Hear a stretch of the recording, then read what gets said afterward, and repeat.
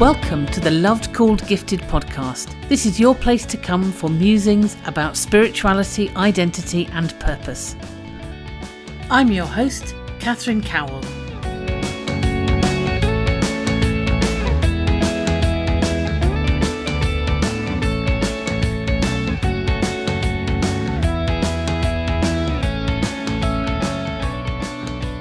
When you talk to people about their life purpose, their calling, and how they discovered that, there are some people who can pinpoint a particular moment where they had a real internal sense, or a sense that God was speaking to them and had called them to a particular thing.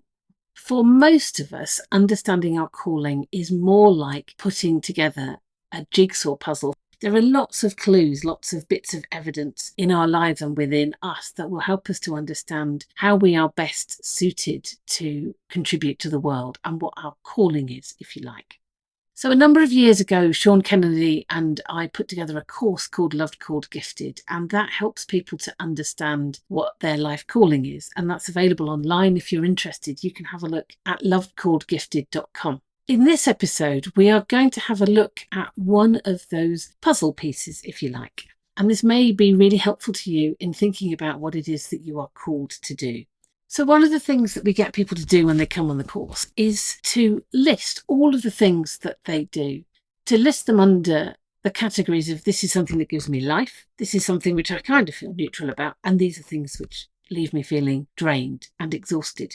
Not in a kind of I've worked hard and that was really satisfying sort of way, but in that kind of soul-destroying, oh my goodness, that zapped the life out of me.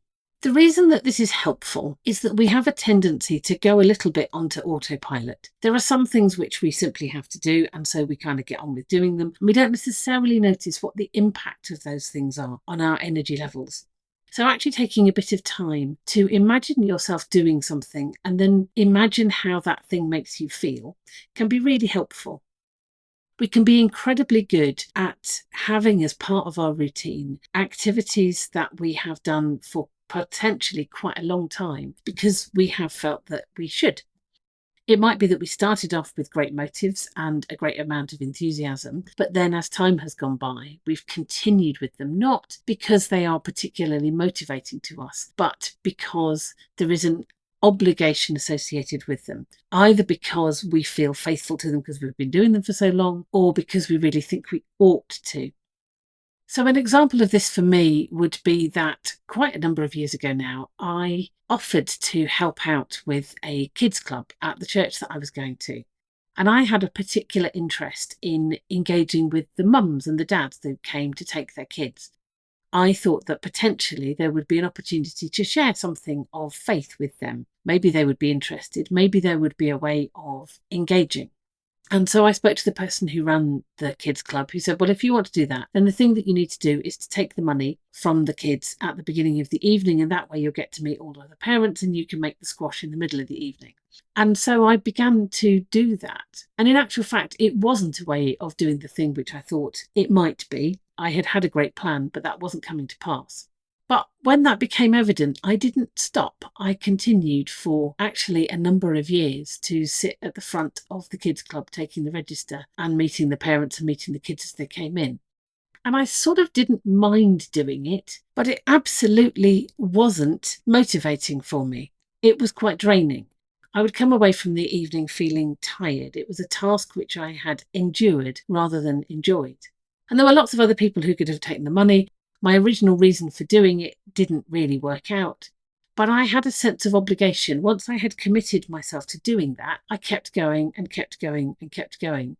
And it took me a really long time to take a step back from that and realise that this wasn't something that I actually wanted to do. But I had lots of good motives for continuing. I thought that the person who was running the kids club was great. She was a friend, and I really wanted to support her in her ministry because I could see how passionate she was about it.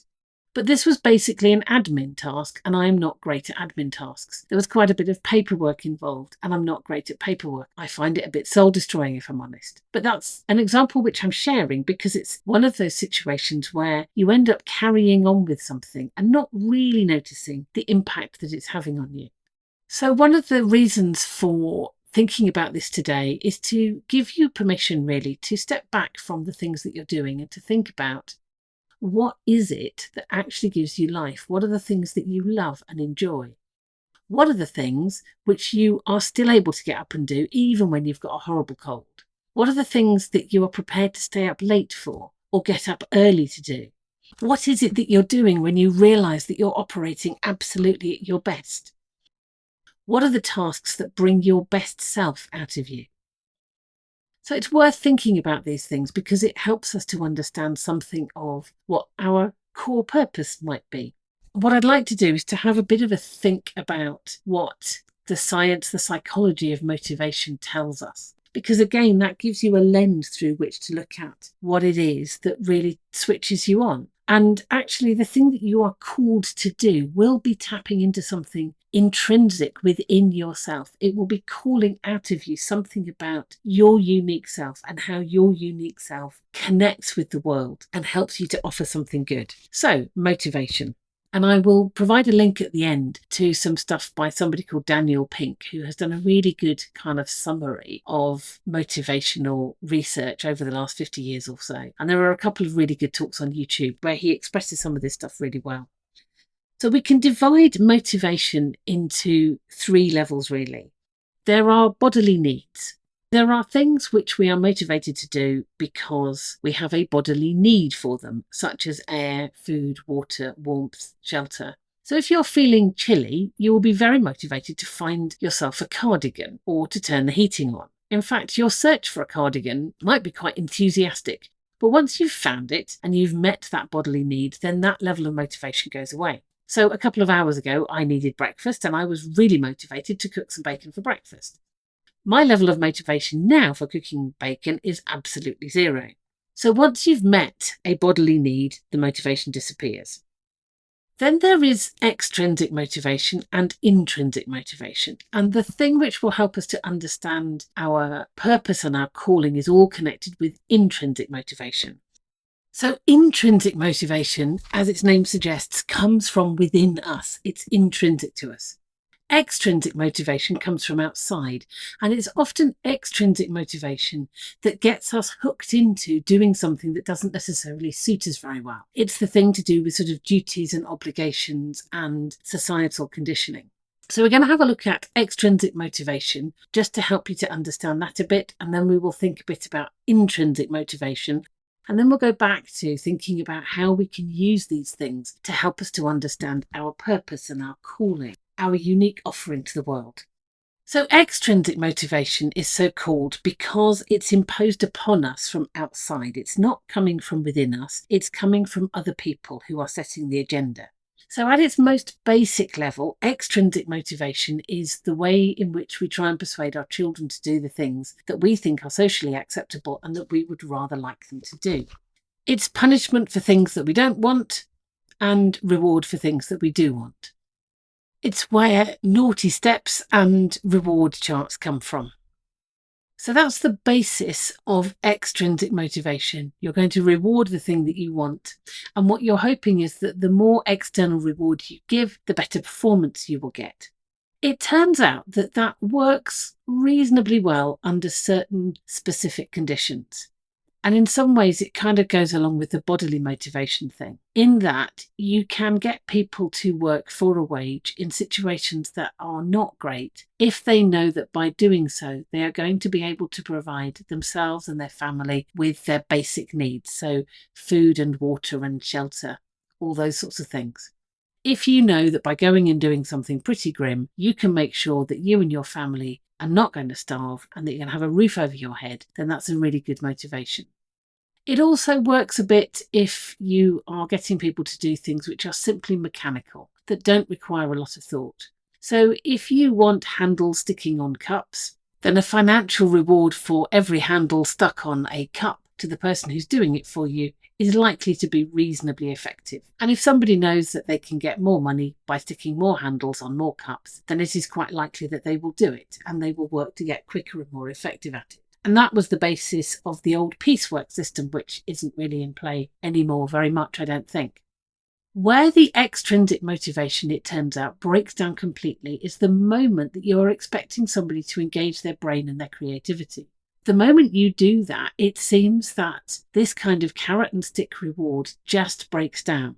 There have been quite a number of studies that have shown that if you give somebody a creative task to do, then it's their intrinsic motivation and their sense of reward and achievement at having done it that is going to make the most difference. And interestingly, providing larger extrinsic rewards can actually cause performance to dive rather than improve.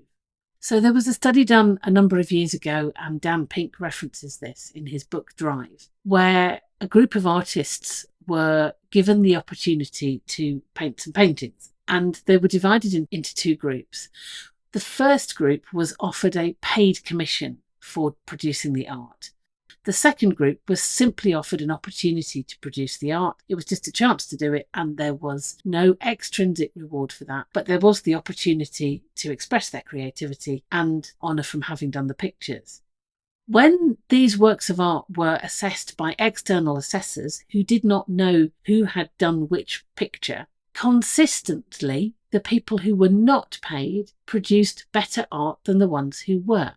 And that seems somewhat perverse. But it turns out that once you've got to the point where money is not really an object which is going to get in the way of everyday life, once you've done that bit, then actually offering more financial reward doesn't help. In fact, some research suggests that the bigger the reward you offer under those circumstances, the worse the performance gets. This is completely counterintuitive. It certainly calls into question the frequent assertions that you sometimes hear that heads of industry must be paid obscene amounts of money to secure their talents, and that bankers need ridiculous bonuses to ensure their performance. The evidence suggests that this isn't really true. So extrinsic motivation is a bit flawed. The whole kind of carrot and stick thing is not really what's going to keep us going. Actually, if people are honest, sometimes there is a social pressure to push for promotions, and sometimes actually that will move us out of a role which is fulfilling into one which is less fulfilling, because we think that the incentive of getting better pay and promotion, all those extrinsic rewards, is worth going for, and sometimes actually it really isn't. Now, extrinsic motivation isn't always quite as crude as being directly about reward and punishment. Often it's a lot more subtle than that. And certainly my example of continuing to take the register at the kids club comes into this second category, which is all about taking on board the values, the rules, the expectations of the people around us and the social groups and the cultures that we're part of. There are things that we do in order to fit in because we are social creatures, and to some extent it is true that there would be chaos if we didn't conform to a degree. But I think it's really important to understand why we are doing what we're doing, so that we don't end up stuck doing things that really don't suit us for reasons that we've not really examined. This kind of social cultural level of extrinsic motivation is the thing that happens not because someone is standing over us demanding that we do what is expected. There is an element of choice, but essentially the motivation is coming from outside rather than from within. So one of the ways that you see extrinsic motivation working is when people end up swallowing the rules and the expectations of a group that they are part of without analysing or questioning them at all. So just a personal example, when I was in my teens, I attended a church that had got really quite a strong hierarchical structure. I was a bit of an outsider in that everyone else who was a member of the youth group that I attended had grown up within the church. They'd attended a church-run school, and there were quite a lot of rules that by and large the young people complied with. Girls dressed modestly and wore hats in church. No one listened to pop music, which when I look back seems astounding. And on one occasion, I said in the context of a group meeting that I quite fancied celebrating my birthday with a barn dance. And that was followed by a shocked silence. And then one of the girls said, "We don't agree with barn dances." I said, "Why don't you agree with barn dances?" Deathly silence. In actual fact, nobody had any idea why they didn't agree with barn dances. What they knew was that barn dances were taboo and shouldn't happen. I can't imagine what dangers it was regarded would be entailed in barn dancing. There are a lot of people who would regard barn dances as a bad idea for reasons of taste rather than religious morals. But my point is that that was a rule, one of many rules, in fact, that had been sort of culturally absorbed by people without much examination. And actually, quite a lot of the big societal changes that there have been because people have taken a step back and realised that cultural rules which have influenced our behaviour actually have not been that good.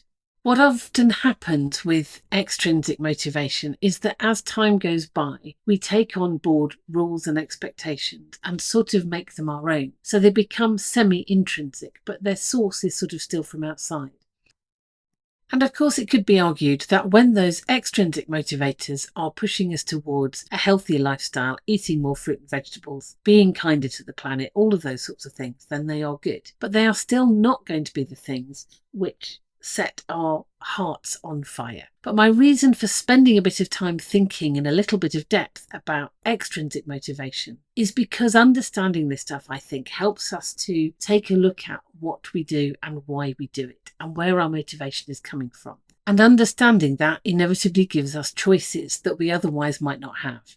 Things that you do because you believe it's your duty to do them, because you are obliged, because you think you ought to, because you think you must, or because you think you should. So you could say the duties, obligations, oughts, musts and shoulds, or dooms. All of those things will be coming from external motivation. Some of those things will be important that you will wish to continue to do. But actually, if, for example, you are making a contribution to a charity or a church because you are feeling obliged to, and because you feel that it's your duty, well, it may well be that you would make a better contribution if you were to step back from doing the thing that you think you have a duty to do or that you ought to do, and you began to think about what it would look like if you were doing the thing that you really wanted to do. The thing that you want to do, you're likely to offer with much more joy and enthusiasm and energy, and it will express things about who you are in a way that things that are extrinsically motivated never will. Dutiful, extrinsically motivated actions will keep the show on the road, but it isn't going to set the world on fire. For that, we need something different altogether. We really need to look at intrinsic motivation, the motivation that comes from within. So what is intrinsic motivation? Well, one answer is simply to say that it's that intangible something that fires people up, that gives them passion and energy. We know that we've got it when we find that we get joyfully lost in something, when we discover that hours have passed without our really noticing. We're intrinsically motivated when we work really hard and come away feeling energised and enthused. We've hit the motivational jackpot when there are 5 elements in place: passion, purpose, mastery, autonomy and community. And we're going to have a think about each of those in turn. So passion. There is something a little bit indefinable about passion, but we know when we've got it. Passion is when you're doing something simply for the love of it. I once met an AA man who spent a lot of time talking to me about his passion for car mechanics. We got a lot of time to talk because he had to tow my car quite a number of miles. And I asked him about his work and whether he enjoyed it and why he continued to do it. And he spoke with such passion and enthusiasm about his joy of fixing all things mechanical. He told me that the first thing he'd ever fixed was a petrol lawnmower that he'd acquired from a science teacher who lived at the other side of the town that he was in. He had walked for miles trundling this old broken down petrol lawnmower back home so that he could then spend hours making it work again. That was a lot of work to put in, and quite what a teenage boy wanted with a petrol lawnmower, goodness knows. But in actual fact, probably he didn't want anything particularly with the petrol lawnmower. It was just the opportunity to spend time fixing it. And that had carried on, that passion for mending and fixing things, into the career that he was in when I met him. And at one point he talked about a job he'd had in a garage which he'd really enjoyed. And then that garage had been taken over by new people who made a number of changes. They changed pay and conditions, they took away a canteen, but none of those things, he said, bothered him. What really bothered him was when they removed from people the opportunity to use the garage and the tools outside of work for their own projects. This is a really good example of the difference between intrinsic and extrinsic motivation. The extrinsic motivators of having a good canteen and having good pay and good working conditions were not the things that were the deal breaker for him. What the deal breaker was when they interrupted his ability to do more of what he was passionate about. And so obviously working for the AA is something that enabled him to fulfill his life purpose and something that he was passionate about. And I felt incredibly privileged to meet him, actually. I'm very pleased that this was the AA man who was sorting out me and my car, because he was doing something that he was passionate about. And there are people who are passionate about all sorts of things which might not float our boat at all. What brings joy to one person might leave somebody else completely cold. But we know passion when we see it. And so thinking about what it is that you actually enjoy, that you love, that you care about, is a really big clue to what's going to motivate you. The second ingredient of intrinsic motivation is purpose. Loving something is great, but if it has a deeper meaning, a greater purpose, then that is a really big motivator. We love to be doing something that we understand has meaning. And actually, you might be beginning to think about this as being grand and worthy and unattainable. But if you take a step back and you look deeply at what it is that you're doing, purpose can be found in many things which might not be regarded as great and worthy. In one of my more recent podcast interviews, I talked to Alana, who's a hairdresser and who loves what she does. And she talks with great passion about how what she does is meaningful. And she looks at that quite broadly in terms of the meaning behind her work. And I would really recommend that you have a listen to that podcast if you haven't already. She's not the first hairdresser I've met who has seen purpose and meaning in what they do.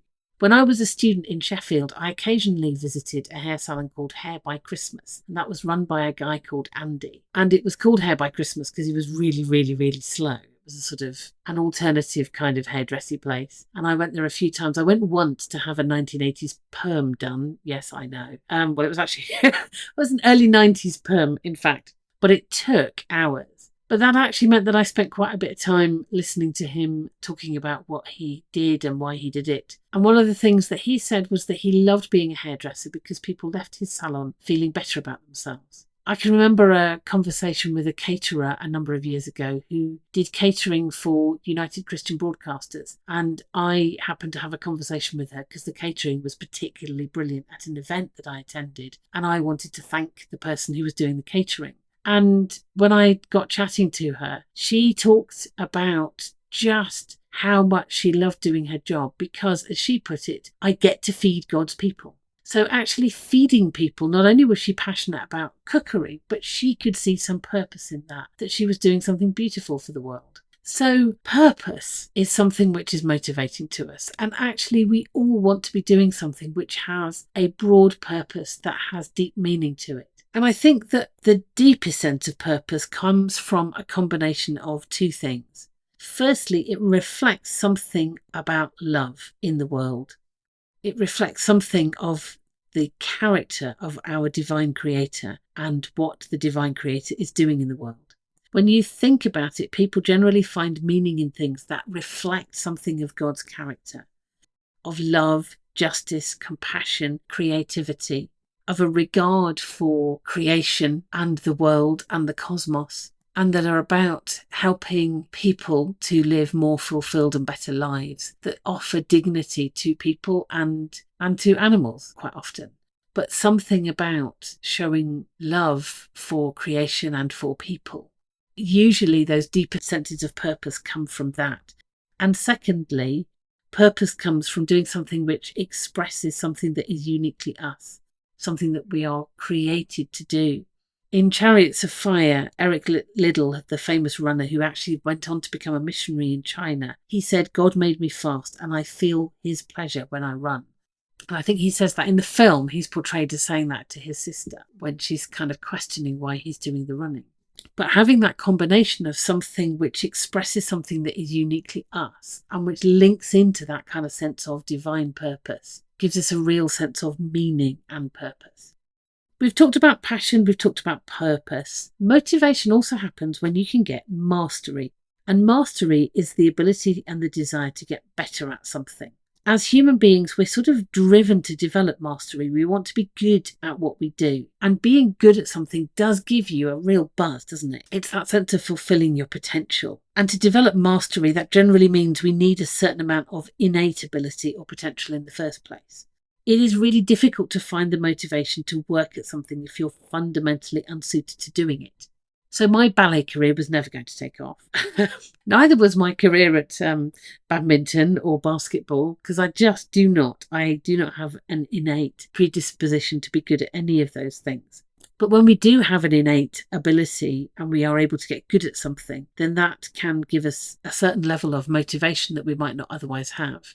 I remember, interestingly, listening to someone who's gone on to become quite famous as a mathematician. And actually, the ability to develop mastery was a real motivator and driver for her that has actually led her to go on and do maths at a higher level. And she said that the thing which made the difference for her, in fact, was that one summer her mother gave her some books. They were maths books that were all about the stuff that she was going to learn the following year in her lessons at school. And because she ended up spending quite a lot of time over the summer working at these things, what that meant was that when she got back to school, she'd sort of got a head start on everybody else. And so that meant that she was able to be masterful at maths in a way that she hadn't been able to be the previous academic year. And that sense of mastery, of achievement, of being good at something enabled her to gain a sense of motivation around it. And I'm sure that wasn't the only component, but I think it's really interesting that it was the mastery that gave her the hook into some of the other elements of motivation that meant that she actually went on to become a mathematician. Now, I suspect that if there wasn't also something in maths that was going to help her to be passionate about it, that might not have made the difference long term. But it was the mastery that got her on the way.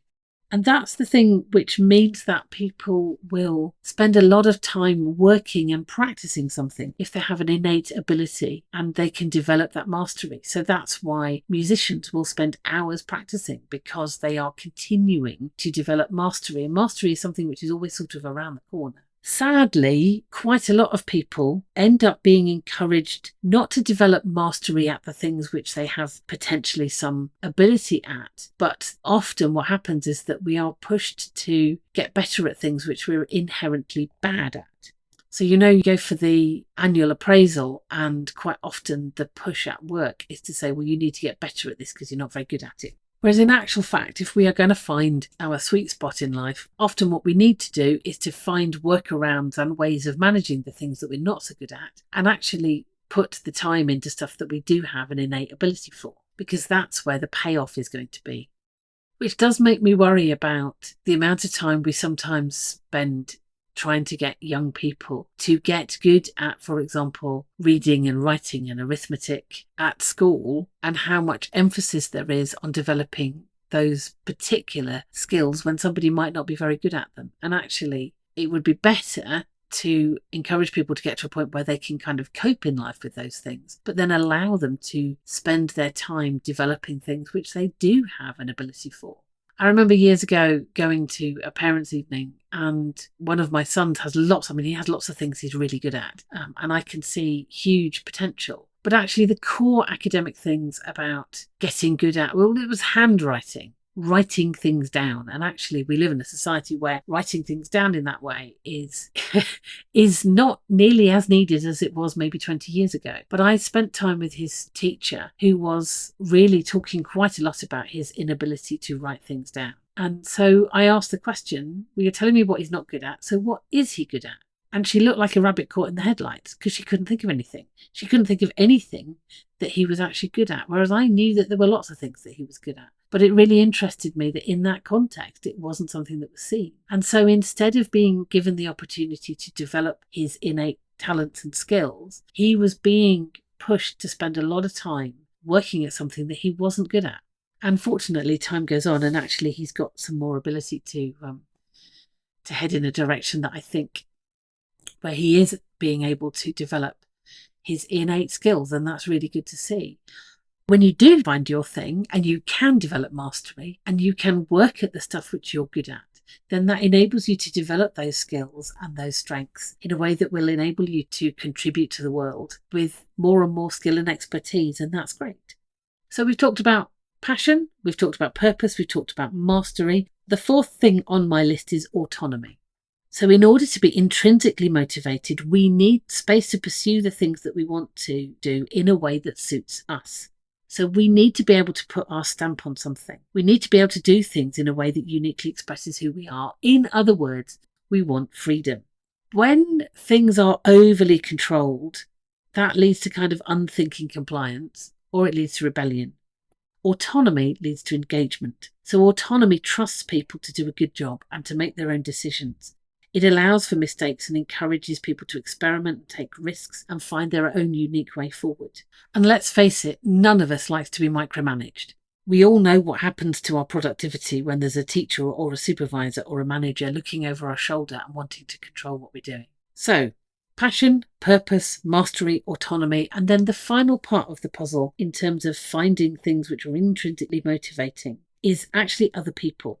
Lots of studies have shown that while some people can be pretty self-motivated, most of us are much more likely to stay motivated and inspired if we are supported and encouraged by other people, if we are working together, if there is somehow a sense of community, if there are people around us who are acknowledging and valuing our efforts. So whilst the best motivation comes from within, to make the most of that inner motivation, we really need a supportive community. And that might be about your family or the team that you work with or your colleagues, but having people around us who care about us and who cheer us on, and having people that we can care about and cheer on makes a big difference. We're not creatures designed to work in isolation. We are designed to work together. So finding your team mates, finding people you can work with will make a big difference to your level of motivation. So we started this episode thinking about what are the things which give you life. And I think if you were to look at the things which give you life, you will find that they have those elements within them of intrinsic motivation. So were you to look at all the things that you do and to think about how you feel when you're doing them and where your passion and your motivation comes from, probably you will find that the things where you are most intrinsically motivated, the things which give you the most life, the things which draw out of you your best contribution, will be those things which kind of key into those elements of intrinsic motivation. And finding purpose is often not about one moment of discovering what it is that we are called to do. And those things which sound like one moment are never actually one moment, I think. Often it's about kind of refining what's going on for you. I think that finding our purpose in life is often about gradually moving towards those things which are most an expression of who we are. So gradually moving away from the things which don't give us life, where we're not expressing our best selves, and having more and more in our lives of the things which we're doing because they are about who we are. They are about the core of our being, and they connect with that stuff which intrinsically motivates us because it's about us expressing most clearly who we are. And so what it might be for you at this moment is that there is a challenge around thinking about what is the stuff that you're doing in your life and how much of that is really expressing who you are, how much of that leaves you feeling motivated and full of life, and what are the things in your life that you're doing that actually leave you feeling a bit grim and a bit drained.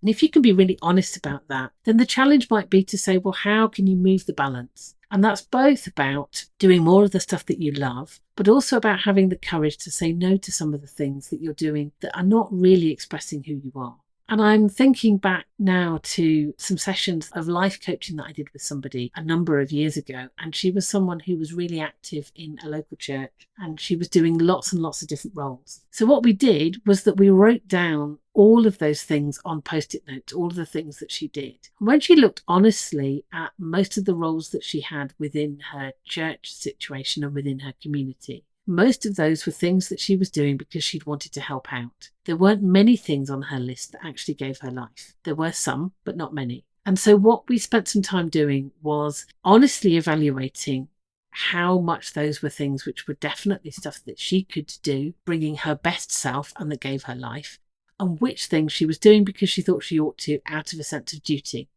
And then she made some really brave decisions, having worked out which of the things that she did were things that were not really giving her life. And I think there were 5 or 6 of those. And then we thought about, well, how could you hand those on to other people who would really like to do them? And how many of those things actually need doing at all? Because quite often, the stuff that we're doing, we've been doing for years because it was really helpful to people at one point. But actually now, if we're honest, the world wouldn't end if we stopped. And so she spent some time thinking about how she was going to hand those things over, and she made a bit of a plan. And over a period of months, what happened was that she gradually put down the things that she wasn't inspired by, that didn't give her life, that were draining. And that meant that she could then begin to pick up more of the stuff that did give her life and that was intrinsically motivating to her. The result was that some other people were able to do some things that she gave up, and they really wanted to do them, and they were things that were giving them some fulfillment. She was able to drop a couple of things that actually weren't really serving much of a purpose, but she was able to do more of the stuff that gave her life. And that meant that she was doing it with more energy and more enthusiasm and actually offering more to the world. Because the truth is that there is always, when we are looking at how we're going to spend our time, what the economists would refer to as an opportunity cost. In other words, doing one thing costs you the opportunity to do something else. And so if this episode has given you pause for thought and it feels like it's connecting with something that's going on for you in your life, then I would encourage you to spend some time, maybe with a good friend or maybe prayerfully, thinking about what are the things that I spend my time doing and how can I shift the balance away from the stuff which is draining me towards the things which give me motivation and life. And I hope that that will be helpful to you. I will put a link in the show notes to some of the Dan Pink stuff around motivation if you want to have a look at that. And it may be that if this has really been meaningful to you, that it would be worth you having a look on the website at the Loved Called Gifted course, which would give you some of the other puzzle pieces around discovering your life purpose. Hope you enjoyed this episode of the Loved Called Gifted podcast. If you'd like to get in touch, you can email lovedcalledgifted@gmail.com. You can find a transcript of this podcast at lovedcalledgifted.com, and that's also the place to go if you're interested in the Loved Called Gifted course, or if you'd like to find out about spiritual direction or coaching. Thank you for listening.